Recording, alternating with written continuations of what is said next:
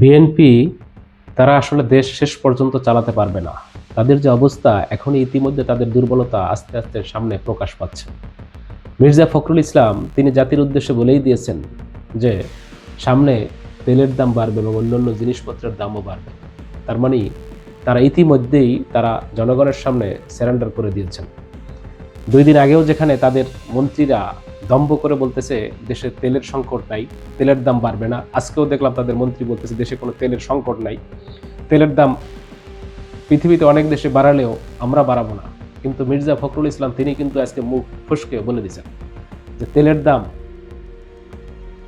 বাড়তেছে সামনে, এবং শুধু তেলের দাম না, বাংলাদেশে প্রত্যেকটা জিনিসের দাম এই দেশে বাড়বে। বাংলাদেশে শেষ পর্যন্ত বিএনপি 5 বছর ক্ষমতায় টিকতে পারে কিনা এটাই এখন বাংলাদেশের জনগণের দেখার বিষয়। কারণ বাংলাদেশে বিএনপি মাত্র 1 মাস হলো তারা ক্ষমতায় বসছে। তারা যখনই ক্ষমতায় আসে তখনই মনে হয় তাদের পরে এই ধরনের বিপদ চেপে ধরে। মধ্যপ্রাচ্যে যে যুদ্ধটা মনে হচ্ছে বিএনপি বাধাই নিয়ে আসছে, অবস্থা এরকম। আসলে বিএনপি এখন অজুহাত খুঁজবে বাংলাদেশে তাদের এই বিভিন্ন সমস্যাগুলো, তারা তো অজুহাত খুঁজবেই, এটা তাদের কাজ। কারণ বিগত 17 বছর আওয়ামী লীগের বিভিন্ন সময় বিভিন্ন অজুহাত দিয়ে বাংলাদেশে এক এক সময় এক একটা পণ্যের দাম বাড়াই দিত সিন্ডিকেট করে। কখনো কখনো পেঁয়াজের দাম 300 টাকা, কখনো তেলের দাম 300 টাকা, কখনো কখনো বাংলাদেশে লেবুর দাম প্রচুর পরিমাণে, কখনো কাঁচা মরিচ 1400 টাকা কেজি, কখনো গরুর মাংস 800 টাকা 900 টাকা।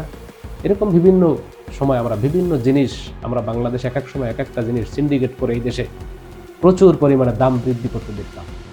ঠিক একই কায়দায় বাংলাদেশে বিএনপির চরিত্র সেরকম সামনে ফুটে উঠতেছে। যেখানে ভয়াবহ একটা অবস্থার ভিতরে যখন বাংলাদেশ ছিল জুলাই বিপ্লবের পরে, শেখ হাসিনা যখন বাংলাদেশ থেকে বিদায় নিয়েছে, তখন বাংলাদেশের অর্থনৈতিক অবস্থা সহ বিভিন্ন রকম সমস্যা বাংলাদেশে কিন্তু বিরাজ করতেছিল।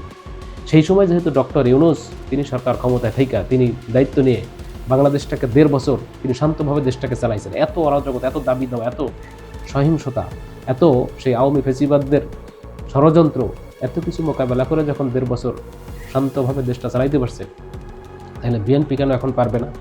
বিএনপি 1 মাসের মাথায় ক্ষমতায় এসেই তারা এখন তেলের দাম বাড়াবে, তারা এখন বিদ্যুতের ঘাটতি, এই যে কথাগুলো তারা বলতেছে, এটা জনগণের বিরুদ্ধে গিয়ে তাদের যে অবস্থানগুলো হইতেছে, এটা জনগণ কিন্তু হয়তোবা এইভাবে তাদেরকে যতই বোঝানো হোক জনগণ কিন্তু এত সহজ বুঝবে না।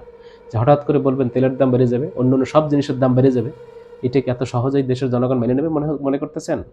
এই জনগণ এই সমস্ত প্রতিবাদেই কিন্তু রাজপথে নেমে যেতে পারে যে কোনো সময়। অতএব বিএনপি তাদের জন্য আগামী এই 5 বছর চলাটা অত্যন্ত চ্যালেঞ্জ।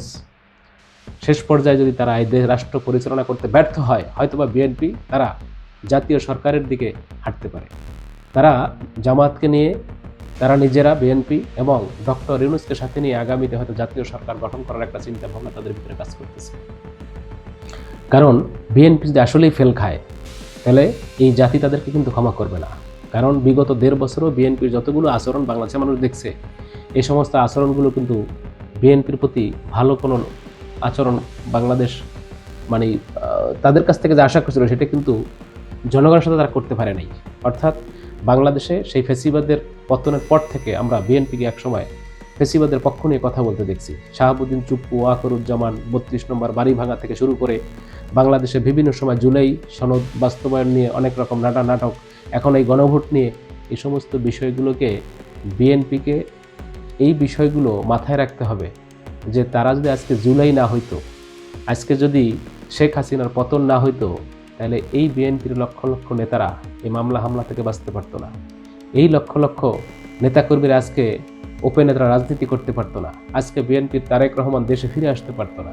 আজকে তারেক রহমান বাংলাদেশের প্রধানমন্ত্রী হতে পারতো না। অতএব সেই জুলাইকে এখন উপেক্ষা করে, যেই জুলাইয়ের রক্তের উপরে দাঁড়াইয়ে বিএনপি ক্ষমতায় আসলো, যেই জুলাই যোদ্ধাদের রক্তের বিনিময়ে এই দেশে তারা স্বাধীনভাবে ঘুরে বেড়াচ্ছে এখন, অথচ সেই জুলাই যোদ্ধাদের বিরুদ্ধেই তাদের অবস্থান দেখতেছি।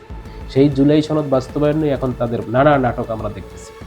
তারা সেই শাহাবুদ্দিন চুপ্পুর মতো একজন রাষ্ট্রপতিকে এখন পর্যন্ত সরাইতে পারে নাই।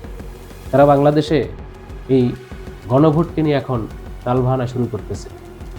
আসলে এটা বিএনপির ভিতরে কিছু ভারতপন্থী আওয়ামীপন্থী কিছু দালাল ঢুকছে, যেগুলো যারা এই তারেক রহমানকে আশেপাশে ঘুরঘুর করে তারেক রহমানকে এলোমেলো বুঝাচ্ছে।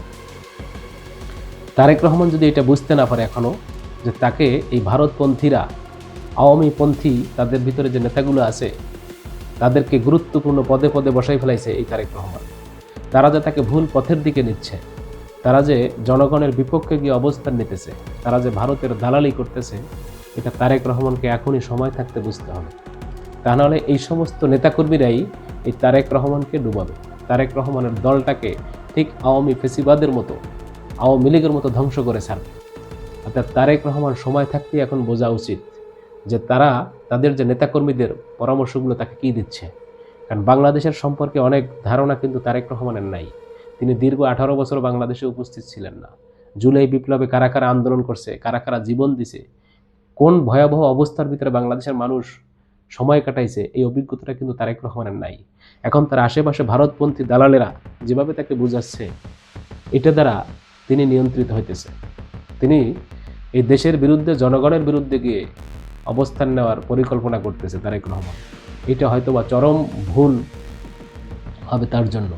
এমনকি তার মতো এই প্রধানমন্ত্রীকেও কিন্তু বাংলাদেশের জনগণ এই শেখ হাসিনার মতো পরিণতি করতে কিন্তু দ্বিধাবোধ করবে না। যদি তারা এইভাবে ভুল করতে থাকে একের পর এক, বাংলাদেশের জনগণ হয়তো তাকিয়ে আছে যে এক স্বৈরাচারকে আমরা সরাইছি, আবার নতুন করে বাংলাদেশের জনগণের নির্বাচনে নির্বাচিত হয়ে আর একটা সরকার গঠন হলো, এত সহজেই তাদের বিরুদ্ধে কিন্তু জনগণ হয়তো রাস্তায় না নামলেও তারা কিন্তু ভিতরে ভিতরে অনেক কিছু চিন্তা করতেছে। অতএব তারেক রহমান এই বিষয়টাকে মাথায় রেখে বাংলাদেশের জনগণের কথা চিন্তা করে তিনি বিগত 17-18 বছর কেন বিদেশে তিনি পালাই থাকতে হয়েছে, কেন দেশ ছেড়ে থাকতে হয়েছে, এগুলো মাথায় রাখতে হবে তাকে। অতএব ফেসিবাদী কালচার বাংলাদেশে আর ফিরে আসুক, এটা বাংলাদেশের জনগণ যেমন চায় না, তারেক রহমানকেও মাথায় রাখতে হবে যে এই ধরনের আচরণ যেন আমাদের দল বা আমার মাধ্যমে যেন দেশবাসী কখনো না পায়। তো প্রিয় দর্শক শ্রোতা, আপনাদের কোনো মতামত থাকলে অবশ্যই ভিডিওর নিচে কমেন্টসে জানাবেন। আর যারা আমার চ্যানেলটিতে নতুন আছেন, চ্যানেলটি সাবস্ক্রাইব করে আমাদের সাথেই থাকবেন ইনশাআল্লাহ। খুদা হাফেজ।